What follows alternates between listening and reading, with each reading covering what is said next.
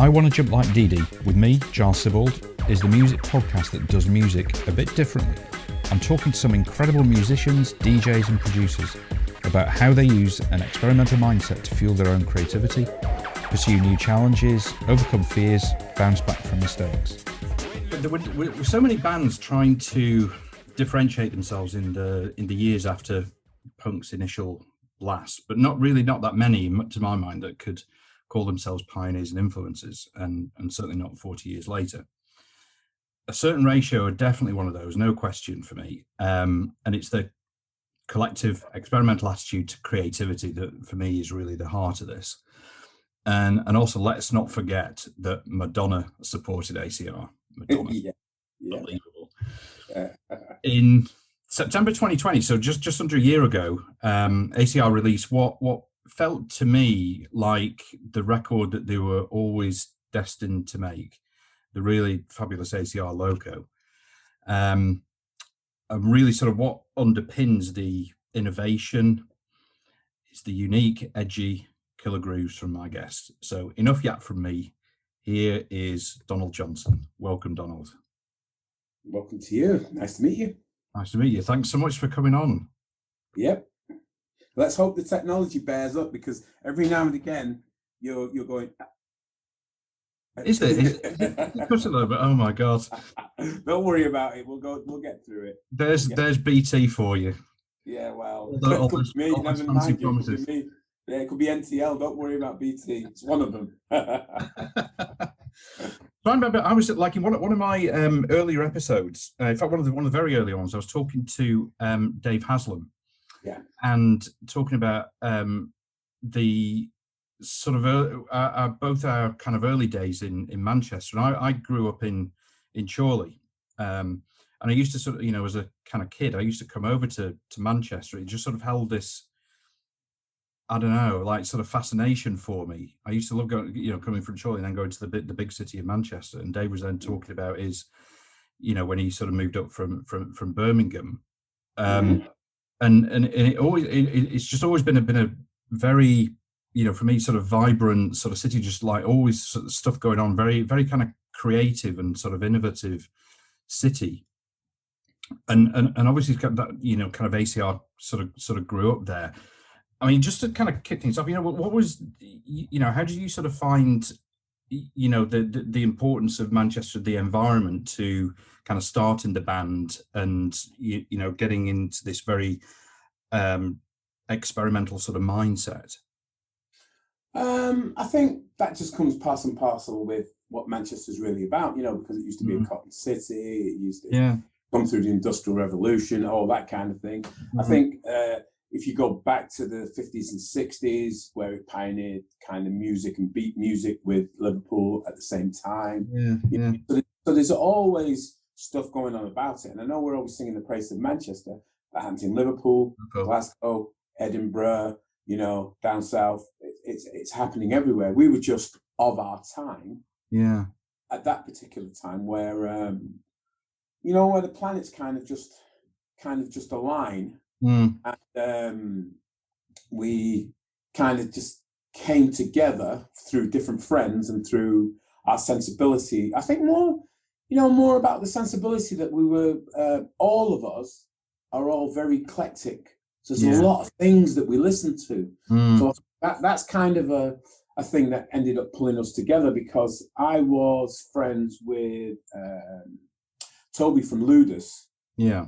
Who was friends with Anthony Wilson, then Tony Wilson, and then the word went out from the other members of the band that they wanted a drummer.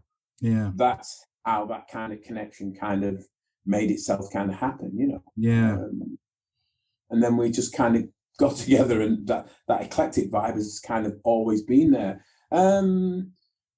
Whether we're influenced or not around our surroundings, you must be, because I went to work in Manchester. I was working in Manchester in the dreary, dull 70s when there wasn't the development that there was now. That kind of thing. I used to drive past the hacienda when it was selling boats. It wasn't the hacienda. Yeah, you know what I mean. Back then, there wasn't anything was no bars, there was no any of those kind of things. But still, there was still entertainment, there was still gigs, there was still all that kind of stuff around. So yeah, I think you end up being sort of subliminally influenced by those kind of surroundings. Yeah. In the same way you came from Chorley to go there, and you went, wow, you know, we still same thing coming out of our different boroughs to go to the city centre in the same way. Yeah. I mean, I mentioned sort of like earlier about sort of Madonna supporting you, but it's more about kind of like New York, you know, and the sort of the different, the you know, those kind of influences of that city and the music that was kind of going on there that influenced your own kind of both mindset and music as well. Yeah. Well, it's strange because as young kids from the north, you know, to end up going to New York and being able to have access to, you know, musical instruments that you've only ever seen in, you know, in a book somewhere. A band, you know, James Brown playing in wherever. You know, at whatever time, being able to go to New Jersey, to go to Latin percussion, to go and choose the percussion that we wanted, you know, those were all like mind-blowing things for us that would never happen in Manchester, because in Manchester, I couldn't tell you then who was the LP distributor. You know what I mean? It didn't happen. You go in and ask someone, right, I want, you know, I don't know, a set of timbales. Somebody would look at you like you just said, can you direct me to Pluto, please? You know, it's probably exactly the same thing.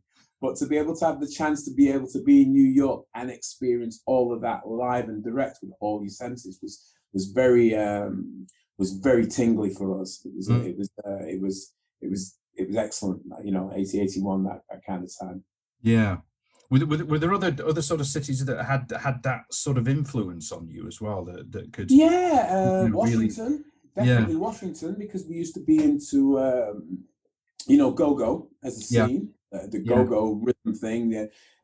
People who don't know what go-go is, if you listen to Slave to the Rhythm, then you'll definitely get what go-go is. You know what I mean? You'll understand it from there. So we were kind of into that as well. And one of the first gigs we ever played was the 930 Club, which I gather is still there. Still there, yeah. Yeah, and we played the 930 Club, which was a big go-go habitat, you know. Yeah. And I actually remember doing the sound check, and back in those days, people were talking about video machines. Video machines were going to be the thing, you know, having video machines. And the big video at the time was, what was the Duran Duran band, the one that was banned? Girls on Film. Girls on Film. Okay. Girls on Film. That was the biggie. You know what I mean? I remember doing the sound check and going, you know, because it was kind of all around. You wouldn't see that version in the UK at all. You know what I mean? You would not see that version at all. And you're like, what's this? You know, it sounded great and looked fantastic. You know, that whole thing. Yeah. So yeah, I think Washington. I think a lot of the American type, you know, we're into a lot of American people, Weather Report, and you know all that kind of stuff, different kind of, but they kind of merged into everything that Ratio's kind of about. Yeah, yeah. Go back to you know, sort of when you were younger. You know, your sort of formative influences, you know, on you know how you became, you know, who you are and how you became, you know, kind of like interested, you know, from a music perspective, interested in all these kind of, you know, very different, bringing these different kind of sounds and rhythms into what you created. Yeah. What was sort of happening in your life in that for me then? Early well, days, obviously, the very, very, very early. If I'm going back to '60s when I was this big, you know, those memories was of definitely of reggae, because my parents are both from Jamaica. Yeah. So I hear a lot of different reggae and all that kind of things. If you move on to the '70s now, when I'm kind of formative years, you know, doing paper rounds and able to buy records and all that kind of thing, it would definitely be, well, again, it was very eclectic, because I was listening to Roxy, Bowie, Slade, Mark Bolan. Mark Bolan was a massive influence, still is. You know, all those guys. Just that general pop music of the time. But then I'd veer off and I'd still be listening to Stanley Clarke, kind of Weather Report, Tower of Power, you know, all those kind of things kind of merging and colliding together. And it'd be Eto Moreira as well, you know, Flora Purim, that kind of, so it was all those eclectic influences that I was just piling in, pulling together. I remember like, when I was a kid, and like I'm an only child, and it was I was sort of quite narrow-minded in terms of what I was listening to. It was a bit sort of tunnel vision. I kind of like punk was my thing. Right, from 77 on, yeah. And you know, my first love was the Ramones. That was just like a life changer for me. And it was only, I think it was only really when I went over to, probably when I went to Liverpool to study, that I started to, you know, kind of like open my mind a little bit to, you know, kind of what else was going on. It's funny how just those kind of like events that, or occurrences that happen that sort of trigger you and sort of switch you into other things.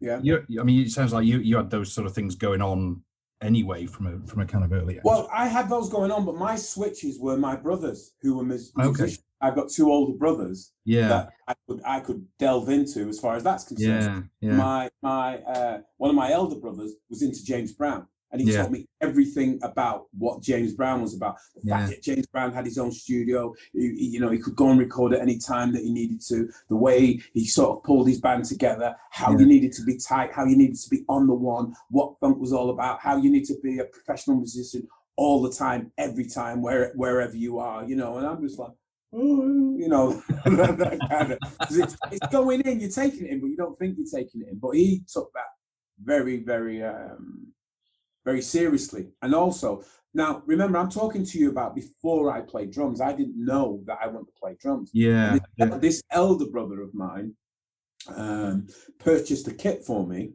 right, on the instincts of just, you know, see me doing all that tapping around thing and whatever. It's funny because I've had this conversation with Mike Joyce, and me and Mike Joyce Smith did exactly the same thing, banging on couches, mum slapping you, you know, all that kind of thing, playing with knitting needles and all that kind of thing. And that's exactly, and my brother sussed that sensibility of, he's got some form of rhythm, and I pull that together. So he bought me a kit out of the blue, and said, I think this will be good for you. And then started to show me how to do, you know, how to be a drummer sort of thing. Once you start getting into the elements of how to, because then that leads you along the line of commitment, you know, and how to make and push yourself into this dimension and how to kind of get through things. Because obviously when you're starting out, you don't know how to do it, do you? You're learning how to do it. And I had to learn how to get over the hurdles. I mean, me and you've talked about this privately before, how to get over the hurdles and how to not fall and stumble at that point, and then just keep pressing and keep moving on. So I had that support network of two elder brothers that were musicians, but then I kind of freaked them out, because imagine they walk into my bedroom and there's all these different posters of Michael Jackson, Roxy Music, this, that, and whatever. You know, and they moved on, they're into the serious whatever. And they're going, well, what are you doing? You know what I mean? But that's my pop phase, isn't it? That's how I understand pop music as well. You know, the other thing, you know, and that kind of freaks me out. But then they learn about me, learning that that's how I get where that's coming from, by listening to Bowie and different people like that. I was hearing, even subliminally, hearing Roxy, hearing how production worked, what production was. Whereas when I was listening to the more high-tech American stuff, you know, the Weather Report stuff, I was listening to the technicality of that, and not listening to the production of it, you know, listening to the execution of how to be, you know, at a certain level, you know? You have to work out how to fuse all that together. Do you think that, so you were pretty much self-taught as a musician? Do you think that has helped you as opposed to being you know, having a teacher and sort of almost like learning the rules, sort of, so to speak, helped you? I did have a teacher for a short time. I did have a teacher for a short while. It was a tutor called Jeff Riley. I had him for a few years, but that was formative years to learn just how to read. Got you. Yeah. And I remember, I can remember it, the very first lesson I had. I walked in and said, "Listen, I don't want to be like you. I want to be like me, even though this is your book." Brilliant. So Brilliant. I want to do this like me. I don't want to be like you. He was like, "Oh, okay, right. I'll just, you know." And then we've got somebody here.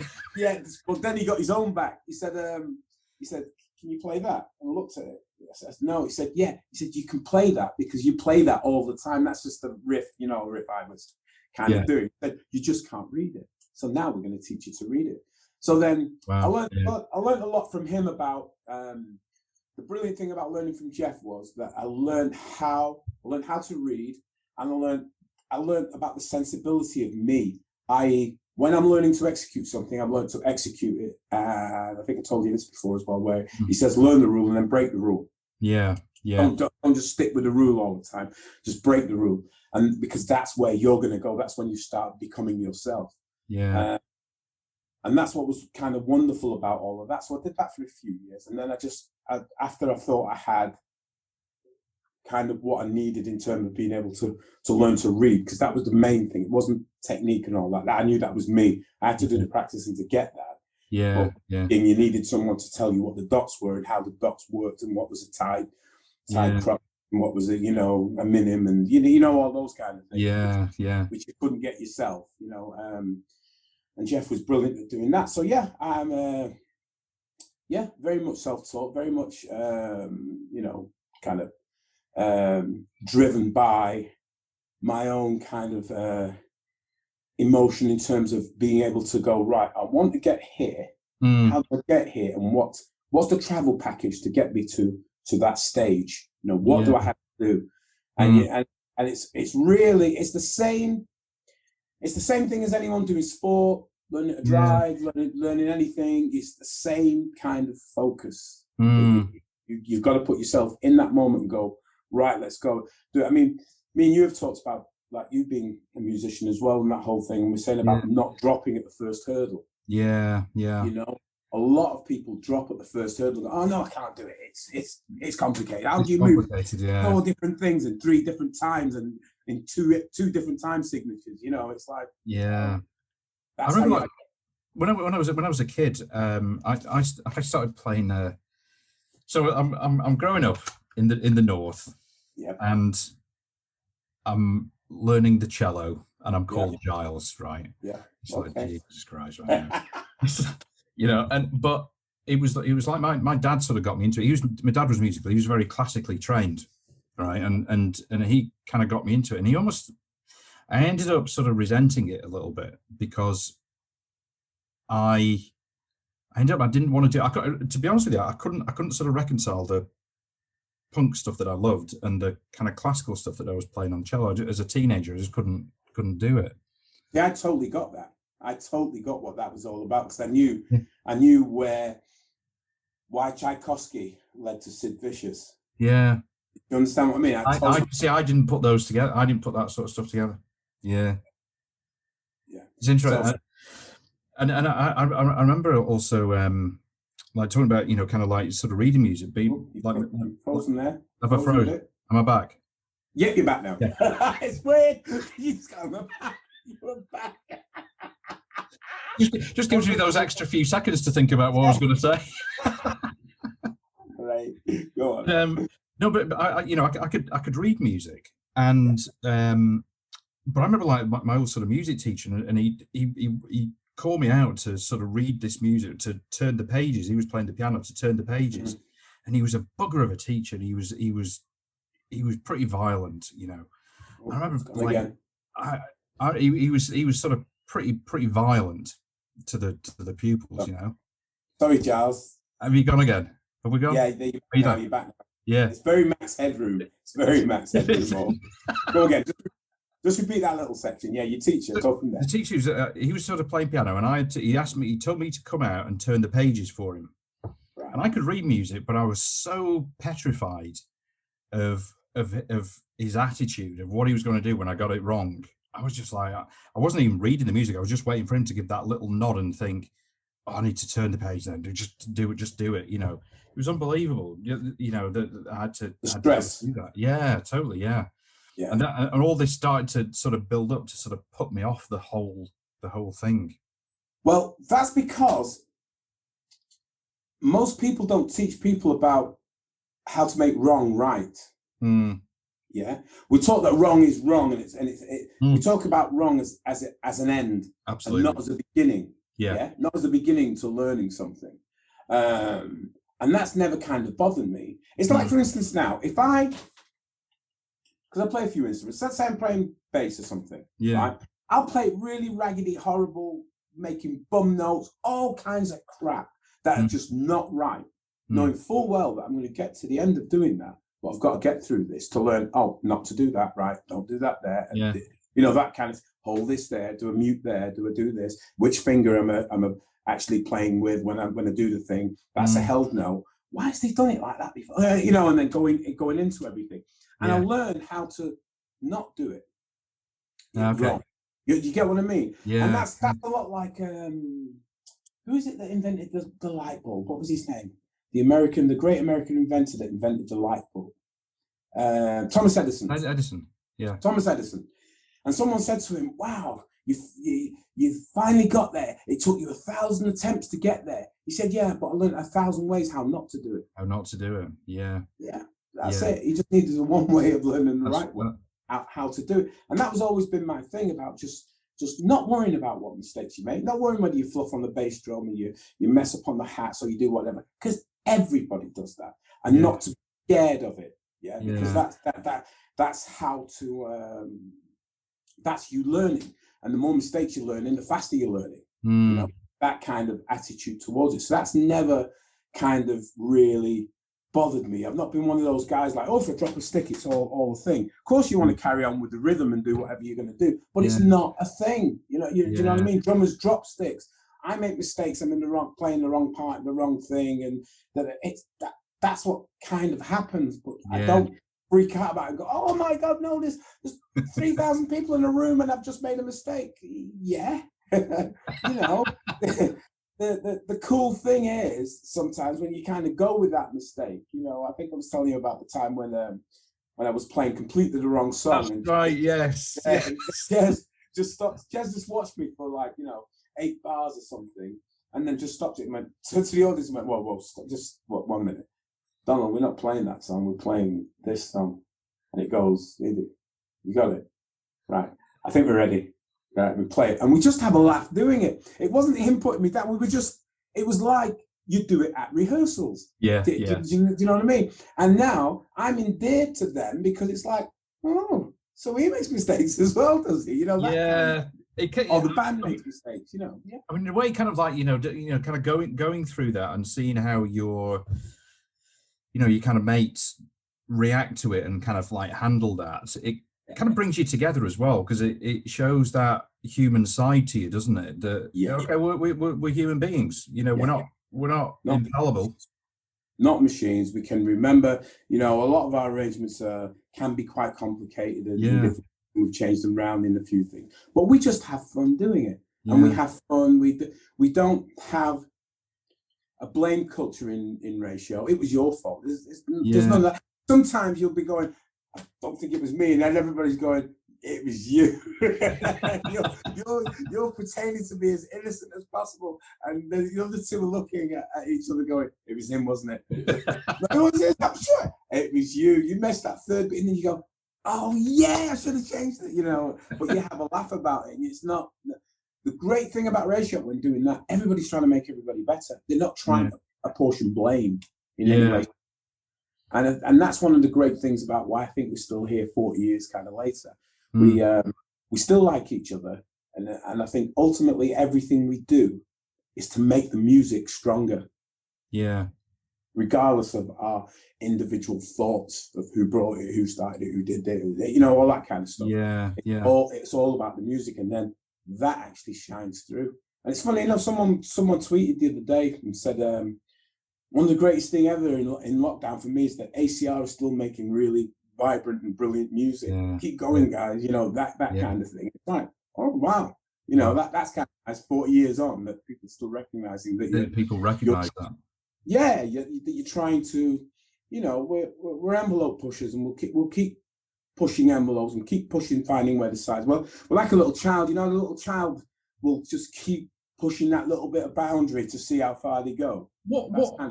I'm really interested in sort of what like motivates you to do that. What I mean, you know, so some bands say that they do that, but reality that perhaps they don't, or they feel that they are, but they don't. But you really do. I mean, you know, just in terms of, you know, kind of like sort of songwriting, the, you know, the sort of the compositions, the influences, the beats, you know, everything about it, like you say, sort of consistently sort of pushes the envelope. Yeah. You know, what kind of drives you to sort of keep doing that? I think ultimately we're scared of being boring. Yeah. Martin always says about Ratio that we don't use enough of our own cliches. Yeah, because we kind of don't recognize them because we've moved on. And there's been a few people, but funny thing, said, yeah, and I saw you in 83 or whatever. He said, you had this album out, but you were playing the next album.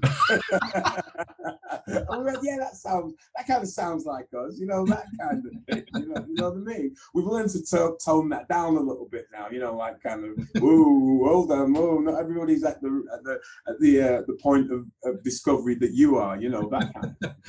I think what makes us kind of do that is just our want to understand things, to want to be able to merge a Latin rhythm with you know, with a rock rhythm or you know, different kinds of things like that. We love the idea of things kind of, you know, playing off against each other, and then you've got that great jazz vocal and lyric, you know, that just sits and holds things together.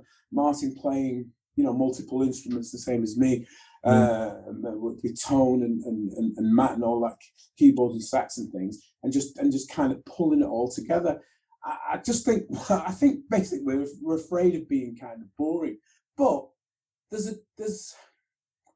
we just like the idea of exploring something that's kind of just going somewhere. You know, Knife Splits Water that we play that has this echo triplet bass drum. You know, that's, once we heard that in the studio and was doing it, it's like, whoa, what's that? We haven't heard that before. You know, the next everybody else has heard. Well, this actually it's prior to the. I'm not saying that this started it, but I'm saying we made that record before New Order made Blue Monday. You know, same. That was the you know, the hemi semiquavers. Yeah, we were just going, you know, and it's probably the same vibe of trying to do something with a rhythm in totally different ways. Now that's kind of Martin, you know, playing the kit and doing something different. And that's the other thing, because we can switch around and we get a different angle from it. Martin plays the kit, I play the bass, Jez then sings, and then all of a sudden it's a different angle. That's really interesting that you say that. You've reminded me. I was talking to again in an earlier episode, Richie Kennedy, he's a producer and engineer at Assault and Battery, and he was saying that one of the things that he does, if a band sort of comes in and there's a bit of a kind of block going on, he will get a little difficult. You've froze again. Have I frozen again? Hold on, you'll be back in a minute. Are we back? Are we back? Still frozen? No, you're there now. I'm there now. Go again. And take two. Take two again. So Richie Kennedy, who's he's a producer and engineer at Assault and Battery Studios, and he was saying one trick that he has when a band comes in and they maybe got a bit of a block going on, he gets them to switch instruments and do that, and you know, even if they can't play it, just to kind of get some ideas, sort of something out of it. Yeah, that's exactly where we're at. That's the whole thing. I mean, we're lucky that we can kind of play it, and we kind of go with it. Martin, for instance, as a drummer, is a drummer that sits behind the beat. Yeah, I'm on the beat. You know what I mean? I'm on the beat, or swinging the beat, or throwing the beat. But Martin always kind of sits a little bit behind it, and then does some of those kind of things with it. I'm very percussive as a bass player compared to Jez, more melodic. You know, so straight away you get different things. Like when Jez plays keyboards, it's a different thing again, you know, on top of doing everything. And I think that we think ourselves to be quite lucky because we have those vibes come in out of nowhere, but we never know when they're going to come in. Yeah. You know, like a big thing for me and Martin in the future, give you an exclusive here. Big thing for me and Martin in the future is one day we want to play with 2 kits on stage. Ah, yeah. Yeah. 2 kits on stage to be able to do that. We've only ever done it once in Strawberry Studios years and years ago. Right. Where me and Martin kind of set up in front of each other, and there was a 3-piece kit and a 6-piece kit, and we kind of played together, and it sounded fantastic. And we always said that one day we'll kind of pull that production together, because that's another element of ratio that could take us in another direction. Yeah, because we love the fact that you know, James Brown, Earth, Wind and Fire, you know, there's loads of people that we love that had 2 drum kits. 2 drum kits, yeah. You know, well, it really sort of sounds like that. I mean, you know, this sort of podcast is about, you know, experimental mindsets and the fact that you kind of not tied to an outcome. You know, it's like let's do it and see where it goes. You know, and if it doesn't turn out a certain way, you're not kind of pissed off with it because it's like, it doesn't work. We'll have got something out of it. Like at the moment, on our last single, Martin was playing bass. Right. Yeah. And he very rarely plays bass, but he's playing bass on that single. Yeah. Again, another completely different element to play with me, to play bass. I'm used to playing guitar with him and not bass. And that's my jazz thing. But then that Emperor machine comes out of that, and it's, whoa, that's another kind of way of going, mixed with electronics, mixed with Martin's vibe, mixed with my drums in a kind of different way. Again, something somewhere always happens. There's a spark of creativity in some different kind of way, and I think you said it. We kind of not asked. We'll get something out of it. You get something out of it. You don't know what it is, but you do not know. We might be in the studio and only get 2 bars when we do it. You know, but it's worth it to do the 2 bars that feel completely different in that way. I mean, we're quite lucky because most of the time we get a full length song, you know, out of everything. But we swap and change it, which is another reason why on our records you don't see played by blah blah. But there's too much going on for us to remember who did whatever. So we just don't write it. We just don't write it when it's on. And a lot of times when you expect something, you know, like Taxi Guy, for instance, great snare riff and whatever. Yeah. Martin, not me. It's Martin. And I'm playing other things behind that to help kind of do it. Do you know what I mean? Yeah. But normally you'd expect when you hear it come in, you think, oh, that's me. It's Martin, yeah. I'm playing the pseudo, doom, doom, doom, doom, you know, that kind of thing. So then you get, it's just a different way of looking at rhythm and feeling rhythm. And, you know, like I said to you, because Martin plays sometimes slightly behind the beat and whatever, we have to find how to make that work. You know what I mean? With one on the beat and one beat slightly behind the beat, you've got to find that middle ground that makes it all work, and we just do. And do you think that having the 3 of you as equals, you know, that you know, from a, you know, relationship level, that you're all kind of equals, and your contribution is equally sort of valued? Because some bands don't operate like that. No, they don't. But you obviously do. Do you think that really kind of like helps with that kind of melting pot of ideas to put them all in? Totally, isn't that? It is a brilliant exponent of it. Martin's never written a lyric in his life. He's helped contribute to them, but he's never written a full lyric. Yeah. One day he walks through the door with Dirty Boy, which is just ace. You know what I mean? Those that's Martin writing words. You know what I mean? I'm like, and I'm like encouraging that more than anything else. But he does the agonizing over it and do whatever, because, you know what I mean? Because he's doing it, and he kind of doesn't know what he's doing, because that's a new genre for him, you know. But we bang, boom, that's single straight away, you know, the way we kind of did that with Barry Adamson and that whole thing. But that kicked us in another kind of direction, because we got to work with Barry, we got to work with these were different kind of lyrics, we pulled all, you know, and that was a whole great kind of another thing to us as well, which was wonderful. Again, you just learn things. You know, might not come up with something else again for a while, but it's like, okay, so now we can tap on that when we kind of need to, you know. I mean, you guys have got this sort of perfect sort of thing going on, you know, with the sort of the mindset and the attributes that you've got. That, you know, you've got the kind of curiosity, you've got the, I'll say, you know, kind of courage to keep doing it, to keep sort of pushing boundaries, because it's easy not to have that, and you know, you're adaptable to sort of circumstances. I mean, this is kind of what I'm. Am I back again? Yeah, you need to say that in the thing. It's great. I wish I was taping from this end. It's fantastic. I'm back again. It's brilliant. It's absolutely brilliant. I'm gonna have a lot of fun with that should be on a sketch show, you know, when they're doing a sketch about Zoom. This is how they would do it. This is it. Yeah, I'm gonna have to give myself an extra week to edit this. I might just go au naturel with this. Yeah. I was saying you kind of like got the, you know, the sort of the curiosity and the like the courage, you know, I always think that, like, sort of the courage, the adaptability, you know, to kind of like sort of keep sort of pushing the boundaries. And these are like in terms of like our kind of general lives and how we're living our lives now, these are really kind of like important things to have. And you guys are doing it. I mean, you're kind of like perfect examples of it.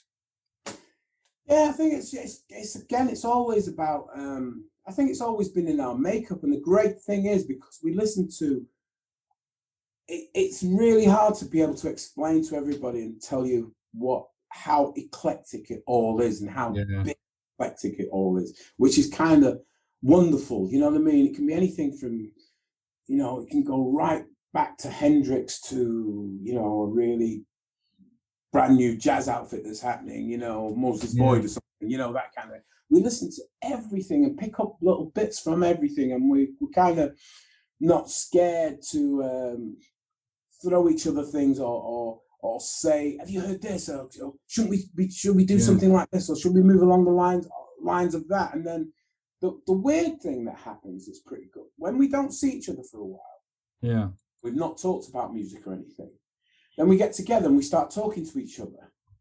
We found out that we're sort of gravitating towards the same kind of position, which is always wonderful. I never want to force it. I love the fact that it just happens. It just happens. So I'll give you a situation. Again, with Martin on us listening to things. So this bass player called Mono Neon, who works with a guy called Ghost Note, and he's done stuff with him that I've seen from a Zildjian drum perspective. Yeah. Right? So Martin hasn't seen that. Martin's found him from somewhere else. And, you know, last week we were raving and talking about him, and I was like, oh yeah, I've seen him on da-da-da. You know him, you know what he's about, and blah blah blah. And it's like, wow, you know, the same things kind of going on, you know, musically. And then he'll do the same thing for me, where he'll there's a Moses Boys track at the moment that they Jez and Martin do this DJing from time to time on different kinds of things. And anyway, it was a record on one of the shows that they played. I heard it live and got back onto Martin immediately and went, right, what's that Moses Boys track? Where's it from? What's the whole deal? And he sent me the whole thing. I went, I'm on that. We need to be on that. And he said, that's what Jez said. So Jez was saying, we should do that. It sounds like Don. But that's kind of what I like, if you see what I mean. Without talking to anyone, it's kind of, you're in simpatico, in and around the same thing with different kind of artists. Yeah, you kind of like all on that sort of wavelength that almost that you just sort of know sort of intuitively. Yeah. I mean, another thing I was sort of interested in is how much you and or the others, you know, sort of rely on your gut instinct to kind of like sort of guide you with what you're hearing, but also it sounds like you. Now you froze for a second, but it's all right. I didn't freeze.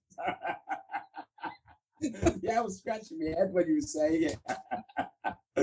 So how much that guides us? I think because it guides us in in a really good way. It's that thing about believing in your creativity and believing in yourself. We don't have, there's not a lot of self-doubt that goes on. Yeah. Of course there's self-doubt all the time, sometimes with things. I watched Jez over lyrics, really, which is why he's a great lyric person, you know. It's like writing a major book for him, the simplest of lyrics, because he wants to get it right. And to be absolutely fair to him, when he gets it right, it's classic, because it means, as he's one of my favorite lyric writers ever, you know, because he can get it so succinct and so on the money. You know, whereas I'm a little different from that. I'll write it like it and just leave it, and I won't re-go through it, because once I put it out into the world, I'll let the guys do whatever they're going to do with it. Right. Okay. I already believe in it, and then if there's a change, I'll go, no, I was heading in this direction. I go, oh, right, get it, yeah, right. You know, or let's move. And I'm kind of fine with that. Maybe I do that more with drum beats than I do with drum lyrics, if you see what I mean. Yeah. Okay. I kind of agonize a little more over those kind of things. So with us, there's very little of that. There is some of that, obviously, when it comes around to mixing, just the options that you've got. But what we've realized over our lifespan is that when you give yourself too many options, you can keep going on and on and on and on forever. Yeah. So what is it you want to say? How do you want to say it? In what, you know, and that's where I am. What do you want to say? How do you want to say it? Because if you come and watch a ratio gig, you're not going to watch me play 24 different riffs to the intro of Shackle and go, oh, right, is that right? You just want one. You get what I mean? And that kind of is what it's all about with us. Yeah. And it's kind of great with the guys, because we all trust each other. And like I said to you, we do things that relate to the music. Of course, we have arguments and falling outs, and you know, if you came to one of our sessions and kind of seen us do our shortcut, you'd think World War III is about to erupt here. But that's our shortcut about getting to each other without going through the whole thing. You know, sometimes like a relationship with a girl and a boy, or boy girl, whatever, in whatever sense you want to call it. You know, a relationship. Yeah. Sometimes you don't see it and you go, oh, we wouldn't do it like that. But other people have it's just our different shortcut in how to get. Not us being rude. It's not saying you're not valid. It's not saying that's wrong. It's just how we kind of move ahead. And then we'll all sit down. Like one of the great things is when we've made a piece of music and then we move away from it, and then we come back to it. That's when we all start talking. That's when the chatters start, and then that's when you realize that you are definitely all on the same page, because you've heard the same things. You've heard, you know, that kind of stuff, and that's why this, you know, the last, since Loco and whatever, since we started Loco through to present day, has been probably the most creative period that we've had. In the whole Ratio's existence. You know, we've done that album, we've done 3 EPs, and we're pretty much on the way to nailing probably the next 2 albums. Wow. You know, that's incredible. But we're letting that just settle and coming back to it, and then see where we're at, and then but that's it, you know. And how often are you going to get that in your career? Do you know what I mean? I'm saying after all that creativity, I don't know what's coming on after that, because prior to all that, we did nothing for 12 years. You know what I mean? Yeah. It was a 12-year hiatus, and then all of a sudden it was like bang. You know. Then it's sort of back again. You mentioned earlier, like I think an important point about, you know, sort of self-confidence and self-belief, whether, you know, kind of individually or collectively, you know, as a group. I mean, how have you? So I think, you know, like generally the world today is very uncertain. There's a lot of uncertainty in the world in lots of aspects of sort of how we live. How have you guys sort of gone in terms of sort of uncertainty and self-confidence from the early days to sort of where you are now, you know, with that sort of confidence and self-belief, but in an uncertain world? This world is a very hard place to be different in. That we realized right from the beginning. And the other thing is, I think when you take on the mantle of a innovator, there's certain things that kind of come with it. Now, I'm not saying we sit down and go, we're innovators and think like that. I just know that we're innovating and trying to push the boundary. That's that thing happen. You have to be aware of the fact that people are not going to like it because they don't understand it. Yeah. Yeah. Good People point. normally around like things that they understand when it was in the world there and then. Let's say you never seen a moving image of us on a screen. You know, like there's some people in, I don't know, Borneo or wherever that have never seen that. Yeah. Yeah. They believe that whole thing about capturing their image and that whole thing, you know, and it freak them out. Yeah. If that's your kind of belief, you have a different whole belief system around all of that kind of thing, and and everything that you do in life is built around that. Yeah. We're kind of the opposite from that, in that we know that we're going to be pushing boundaries, so we know we're going to get flack, and we know that people are going to push back on it, and we know that people are going to call us shy. And the perfect example of all this, which is wonderful, read any review of our early albums years and years ago, and watch what happened when we re-released them with Mute, you know, a few years back, and how people go, oh, it's the most divine, wonderful, absolutely, you know, perfect thing that's ever, how could these boys, you know, it's all that kind of thing. Whereas back in the day, there was, don't buy this piece of absolute shite. Who do these music? Who do they think they are? Factory. They should all be working in a factory. Never mind me. You know, that kind of thing. And it's just opinion. So because it's been in and around for so long, I mean, it's like, for instance, the Joy Division thing. Yeah. Right? I've seen the Joy Division thing go from myth to madness. You know, knowing, living in the middle of it all and going, that wasn't like that when the guys were around. Yeah. You know, because no one can have it now. It's elevated to this other thing. Same with the Smiths, you know. Now, both bands were always wonderful, brilliant, did what they needed to do. It was fantastic. And we got it then. Everybody's getting it now, or wants it to happen again. You know what I mean? So they're now elevated to statuses that they never had when they were in existence. So why wasn't that? You know, I mean, you know, the phrase that's often sort of bandied around is, you know, ahead of the time. You know, for sort of several bands. I mean, do you think that's right, or do you think that the world just wasn't ready for that? You know, no, I think the two bands I mentioned there, amongst many others, definitely ahead of the time. Yeah. Definitely ahead of the time. In you know, I kind of wear the same as well when you're kind of mixing things together. I can remember when we got the fact that we were using trumpets and percussion. Yeah. And that was a big deal, because the only people that they can recognize that had that was who was doing it that was in the chart then? I think it's Spandau Ballet with can't get this pressure on, you know, when it kind of used that kind of thing. And that's how I saw that as, you know, which are the same instruments and stuff that as what we were using, but we were using it in a kind of African and Brazilian kind of way that was kind of different from that. So yeah, just to kind of go back to your question there, it's when you're standing out front, you've got to stand out front. It's just as simple as that. Stand out front and wait for everybody else to kind of catch up, because that's what kind of innovators do. If you think, there's a very famous saying about Henry Ford when he invented the Model T. If he went to everybody and went, I've got this Model T and I've got a cart. Which one do you want? People say, we'll take more carts, please, because they don't understand what the Model T was going to do and how that. Yeah, exactly. You know, the fact that it revolutionized the world in terms of production and making people be able to move around and all that.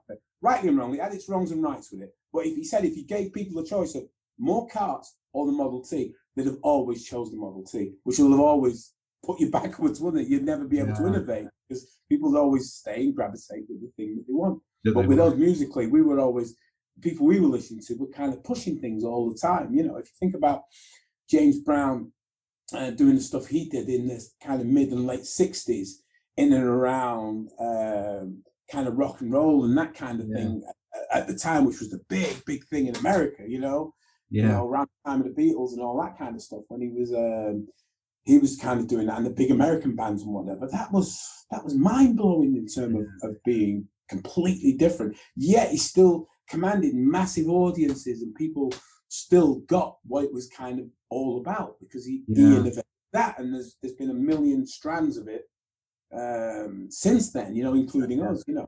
I love that. You know, what you said about your sort of self-belief and saying to yourselves, we know that we're going to get flack because we're pushing the boundaries. And it's almost like that, because that is the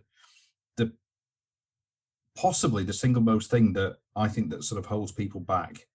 I know like in my life, it's sort of held me back, thinking, okay, what so and so, what are they going to think about this, you know, about doing this? And it's like, you know, it can become sort of debilitating. So I think the fact that you said, you know, we know this is going to happen. You step up and you're prepared to kind of face those kind of challenges as they come along.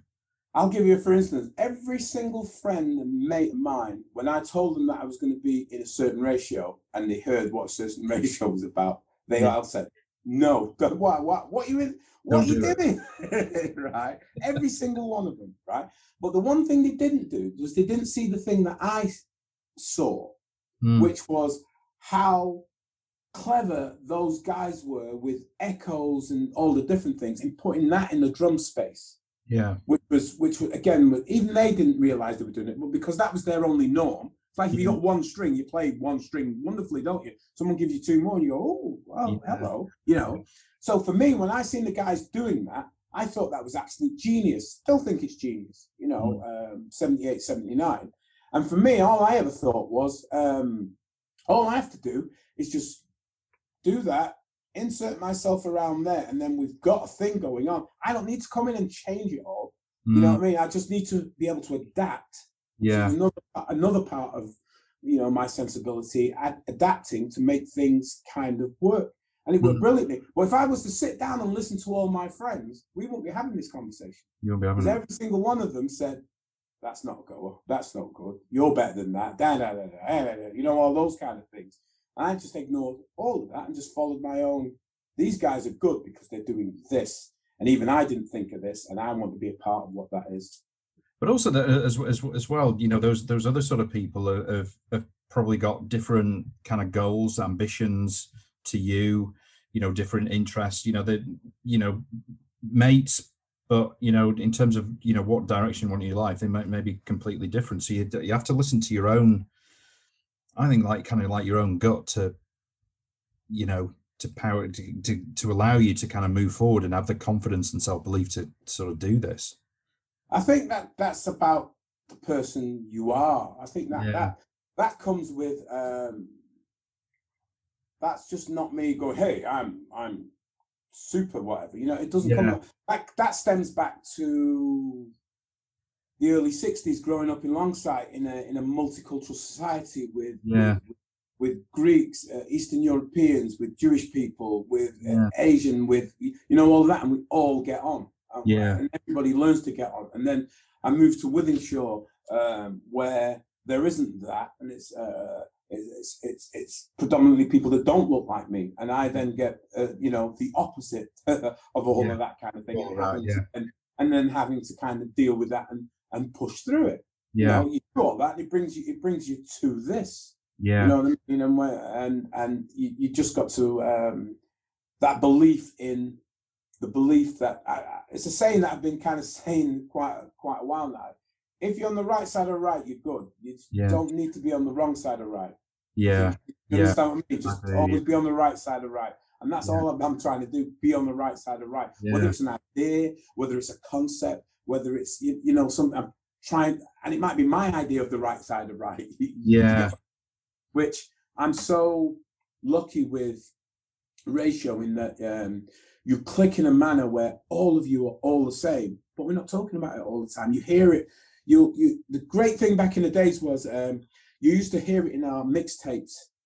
You know, when we were in the van, you had a cassette, and you play this. I want you to play this one. You play it, and it's got the same tunes on in a different order, you know, and newer tunes, and a new one would come up, and everybody go, what's that, Martin? Who's that? You know, and then they would all start talking. No, play that again. We want that one. You know, forget mine. Play that one again. You know, that kind of.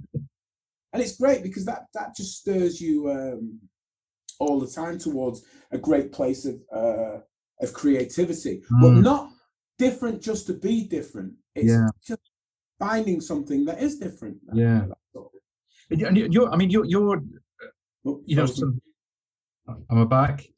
It's funny, it's weird. It's fine here. So you first. Still there. Can you? Yeah. Can you hear me now? Ooh. I think you've got the red Still line. frozen, Giles. Yeah, you've frozen as well. I'll have to edit that. Oh, there you go. Oh, there we go. Yeah. There you go. What was I going to say? Oh, yeah. So you're kind of like, desire to sort of bring in all these different sort of influences and sort of, music and rhythms. That lends itself to collaborations with other kind of artists. I mean, for you, what have the over the years, what have those given you? What, the collaboration with other artists? Yeah, I'm thinking, collaborations with other artists. How you've sort of benefited from having those other artists involved, and also I'm thinking again, perhaps, let's say about Marie and Gemma from Sink Your Teeth. Yeah. Obviously, like from a different generation, that have a huge amount of sort of respect for you guys, and that sort of cross-generational collaboration, which I think in society we don't do perhaps enough of. Yeah, I tell you what does do it. Rap music does it quite a lot, which is quite good. They don't care whether it's, if you think of Steven Tyler when he did Walk This Way, how old he was with Run DMC and whatever. To make a classic. How it works for us, that's probably a great idea of having Gemma and Maria. They have a sensibility and an approach to their music that we kind of love. It's a simplicity. It's an exact simplicity that sounds wonderful, because they've both got great voices, both got great musicianships, and their production skills are pretty good as well, that kind of thing. And it's just very basic. You know what I mean? Very, very basic and kind of open. And that gives us, like, when we've done reworks for them, and Maria's like sang with us and things, and they both sang on the album and that kind of thing. And it's just great because we're able to give them something and go, just give it them. Don't move them along a path or whatever. So we've done this, and we'd like you to fit you into this. Make this happen. It comes back and we go, great. We don't go, we want it to sound a bit like Dusty, but on the chorus it's got to have a Chaka vibe, and then it must have a Stevie Nicks on the way out, and we don't do any of that. We just go, here you go. Make that happen. And it's the same with reworks and stuff with different kind of people. When we've heard their kind of thing, we've thought of how we can the big thing for us, and the big thing for me about it, is that we become their house band. Yeah. So they play as a piece of music, and then we as the kind of house band, like I don't know, when you watch these American series with satirists, and they have a house band, that kind of feel we're like that, I know like what you mean. Band or what, that kind of thing. Yeah. And I kind of love that because it gives us a sensibility of how to kind of come at it. And then when we're doing that, all the things I've said to you again about how them ideas come in, do more of that, or make that sound more like this, or make that, it just kind of happens and just blends and just turns up for this other piece of great piece of music that we didn't know was going to happen. And we just played it around an idea that other people kind of have as well, because they've wrote a lyric in a kind of different way. Then Jez puts another lyric in somewhere else, and then I've put a rhythm that's completely different from the rhythm that they've got in there. And then, like I say, Marty might play something keyboard line that's a counter to the other keyboard line, and and then boom, all of a sudden you're off and running. And that's one of the reasons we love doing the reworks, and because it spurs us as well. Do you get what I mean? It spurs our kind of creativity in being able to do that. Because it kind of makes you kind of evaluate what's going on with yourself, and just make you go, you're not sat in the smug stage, you're just going, that's great that we can do that as well. And it's not fear. So if and I think we've done it right from the beginning. I mean, back in when was it? I can't remember, 70s or 80s, when we first did the thing with Grace Jones with Houses of Emotion. When Grace Jones came, that didn't faze us in the slightest. But Grace Jones at the time was, one of the biggest Absolutely. Female artist around at the time, and it wasn't a big deal to us. It was, I mean, we loved her and understood who she was, and we were in awe and all those kind of things. But when it came to work, it was like, well, all right, what are we going to do? What we, you know, and we talked through it and did it, and we just went off and kind of pulled that together ourselves. But not we can't do this for Grace Joe. You know, it wasn't we never had one of those moments, I don't think. That's again another, you know, sort of great indication of you know, kind of belief in yourself as well, you know, as to, you know, for what you're doing, and you know, kind of like sort of power of the creativity, and the, you know, that kind of like always sort of focusing on that end goal of, you know, of trying things, and, you know, not being fazed by sort of how you get there or who you get there with, just doing it. Yeah, I mean, if you look at our influences, Pere Ubu, the pop group, Bowie, Roxy, you know, all those. If you're Roxy, you dress up. Imagine men back in the 70s wearing makeup and doing that whole thing, you know, around the gender thing. It wasn't easy. Yeah. It wasn't easy like it's easy now. You know, Bowie, I can still to this day remember the very, very first time I ever seen a picture of David Bowie in a youth club in a little pamphlet.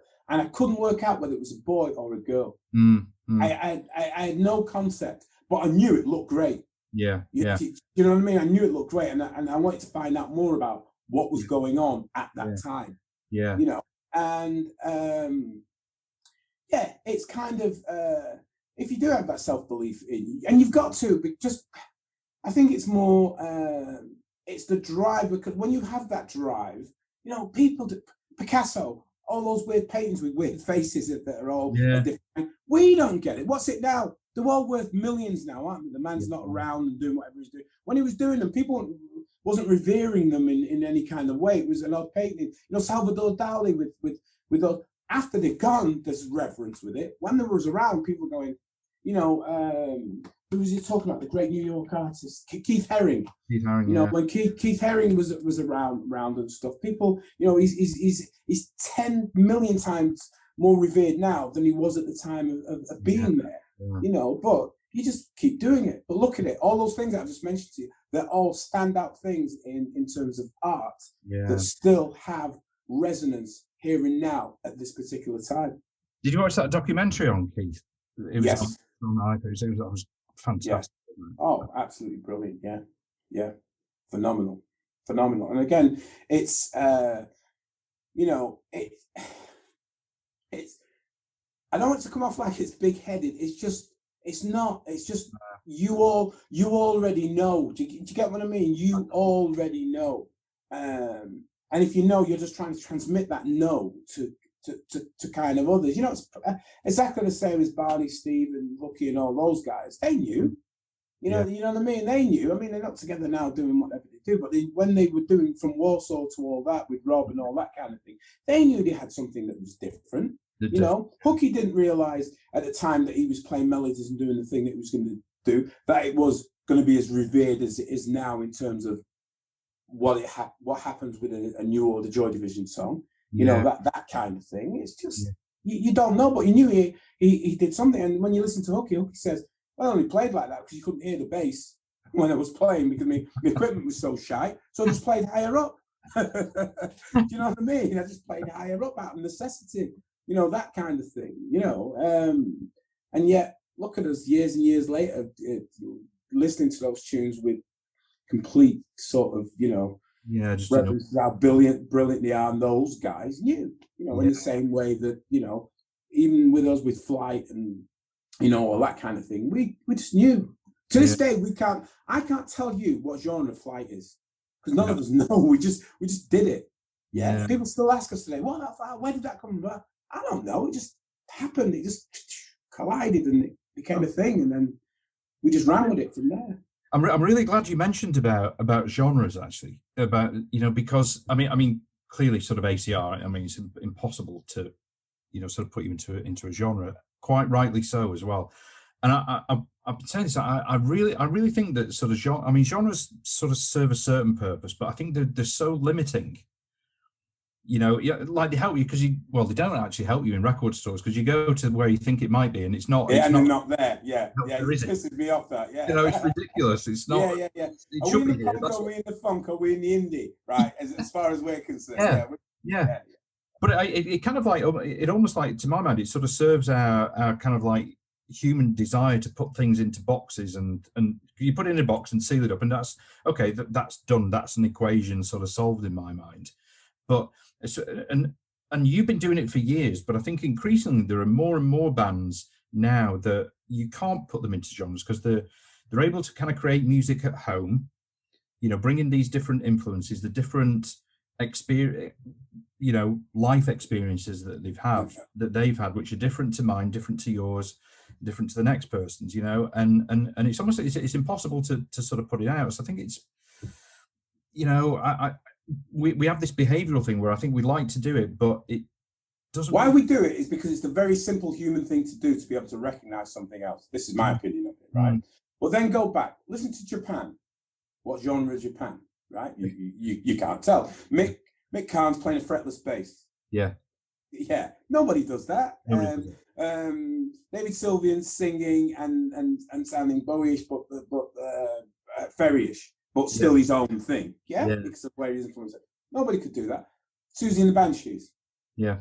They don't sound like punk to me, but people said they were punk. Maybe they were punk. I don't know, but they don't. They're not pop and they're not punk. So what are they? They're still Susie and the Banshees. You know, the Bunnymen, very much on the same angles. It's not. But if we were to walk in a shop and go and look, we'd see them under a genre. We'd see them under a genre, because that's the human thing to do, is to be able to put it somewhere where you can go and reach it after. You don't want to be thinking about what it kind of is. And I think most musicians kind of don't like that, but that's the way things kind of operate. You know, I mean, when you know, there's lots of different versions of rock and roll. But what do we call it? It's either metal, it's either fast this or that, or 70s or 80s. You know what I mean? All different rock and roll. Totally right. So you've got another couple of albums worth of stuff to lined up, ready. Ready. Wow, amazing. That is fantastic. That's excellent to hear, isn't it? It's literally simmering away. We worked up to, I'm trying to think when. It was earlier this year when we kind of got 20 ideas together that we kind of liked. And then we went, I think 20 is enough now. We could go on forever. And believe me, they're still going to be coming out, and they're still going to be coming around and everything. Brilliant. And it was just having something which for me is a very nice place to be, because I know when we go back, we're going to do that next thing and make it be whatever it is. And with the creativity, you know, if you just say there's 20 things happening, and I know for a fact now, without even listening to it, that there's 5 songs each out of all of us. That's another 15 that's going to go in there. But you don't want to choose from 35 songs to make an album, do you? Do you get what I mean? I'd rather build up to those again. Even with doing these EPs, when we were kind of doing these, you know, it's like, you know, it's put a lot of pressure on Mute with doing things, even though they wanted to do things. And it's like, oh, wow, all this. Are you going to do it again? Well, we might do. We're having a laugh about it, you know, whatever. I don't know what to do. They're behind us 1,000,000% with everything we kind of do. But I think also they want to see us do something slightly different, which that's the other point about being different. Mute are totally into this as well. Do you know what I mean? Mute are completely behind it, which makes it so much easier to do. When we produce the sleeves that we produce, when we have the, you know,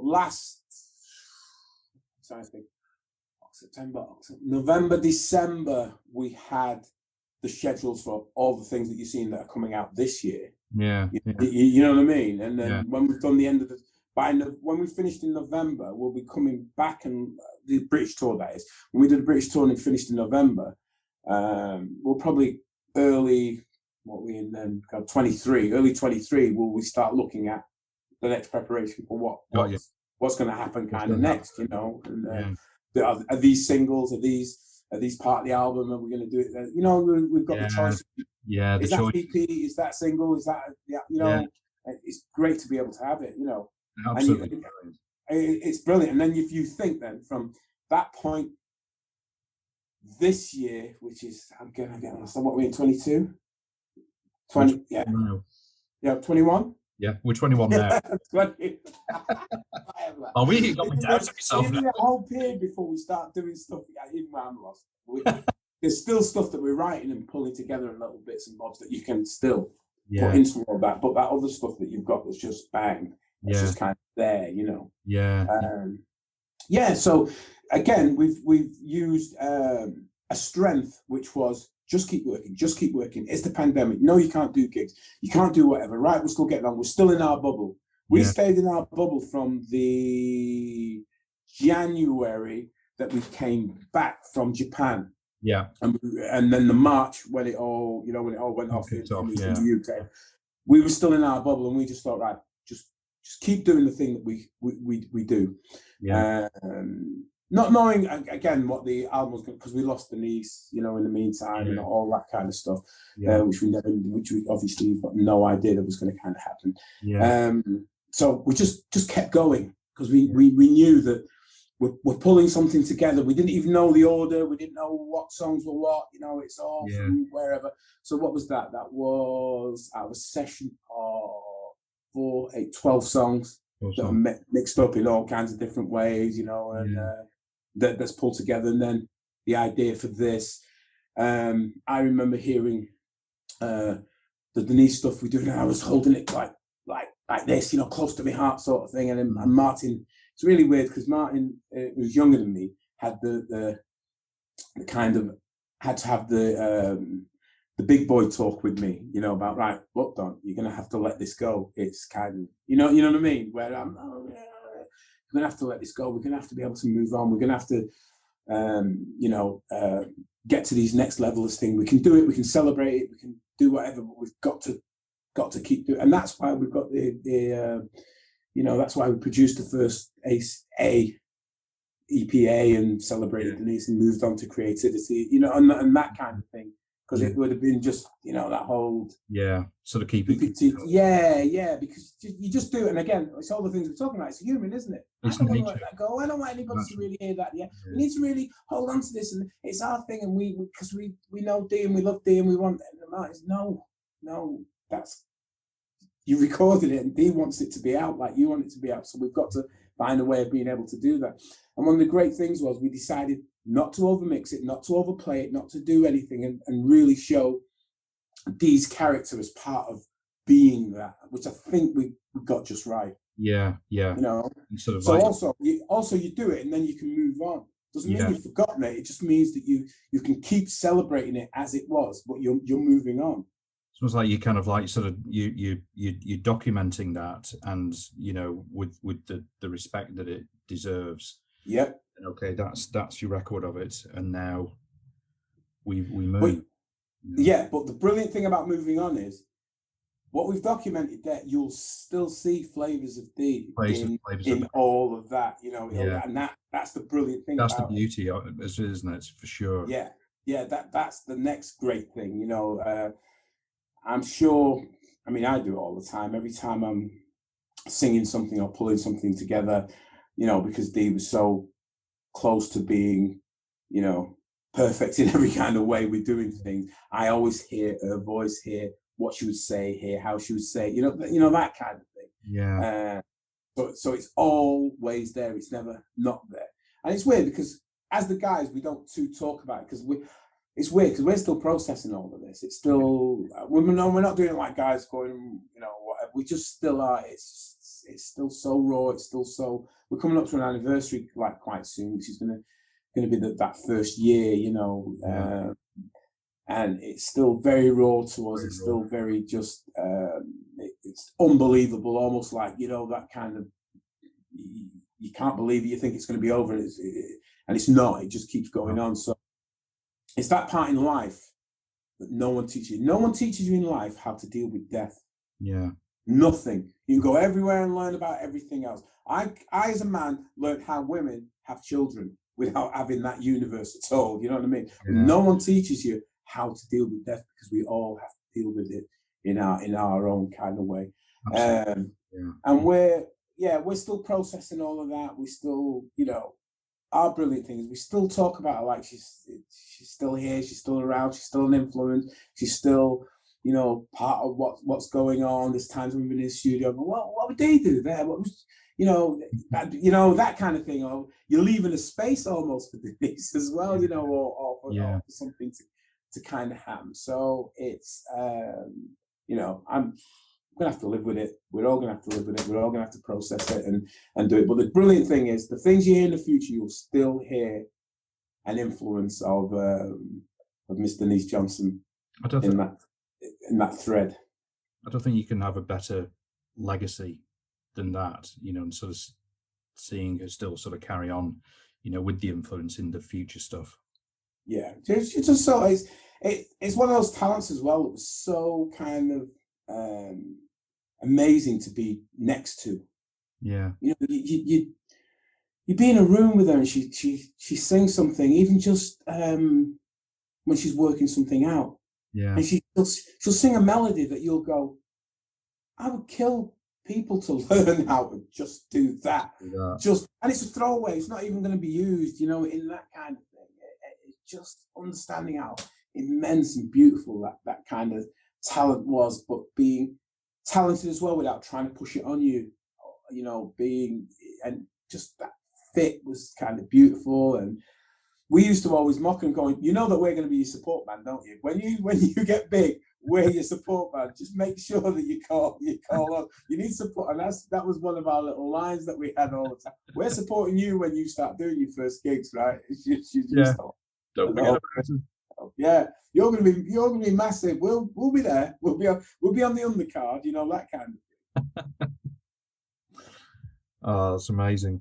I think that's a really sort of appropriate place to stop, Donald. Okay. I think that's really nice. Okay. Thank you so much. Thank you so much for your time. It's been absolutely fascinating. Okay. It's nice talking. I like talking. I like being able to. I like talking. I do. No, it's just nice to kind of express yourself in this medium and not in words on social media and whatever, and get people to understand the sensibility. Because a lot of times, I don't think now, to be fair, ACR sometimes can be misconstrued as kind of aloof and not into this and not, you know what I mean? And we're completely the opposite. The opposite. You know what I mean? When people kind of get into us and understand what we're all about, and that kind of I think most of the things that everybody understands is that we love the idea of pushing all the time, not staying in the middle.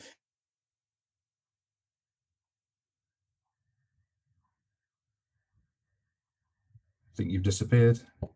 Oh, there we go. What happened there? You froze, and then you came back, and then you froze again, and then you disappeared, and then you came back to life again. That thing that Bowie said that if you're walking out into if you're walking out into the sea and your feet still touching the bottom, then you're not doing the thing that you need to be doing. You need not to be doing that. And I think that's kind of our way of kind of looking at things.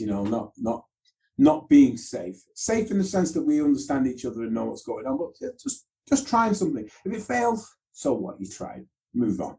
I think that's a brilliant message. It's a really brilliant message to kind of people. Don't be afraid of failure. Oh yeah, that's you can't be afraid of failure, because it's that again. I keep quoting people, but if you look back and you see great people like Michael Jordan, who says one of the reasons he's where he is because of failure. Yeah, because he learned to fail, he learned how to deal with failure, and he learned how to move on. And that's what you've got to do. You can't. Nothing. One of the sad things at the moment is that people always show the end product of success. Yes. Yeah. What people have. Exactly. Jeff Bezos with I don't know if he's the right thing, but he's shooting stuff into space, blah blah blah. He's got the biggest house in the world. This, that, everything, yachts, all this kind of thing. No one shows working from being in the garage. Yeah, the minimum of everything. With what the places, all the big things. Google started in the garage. Yeah.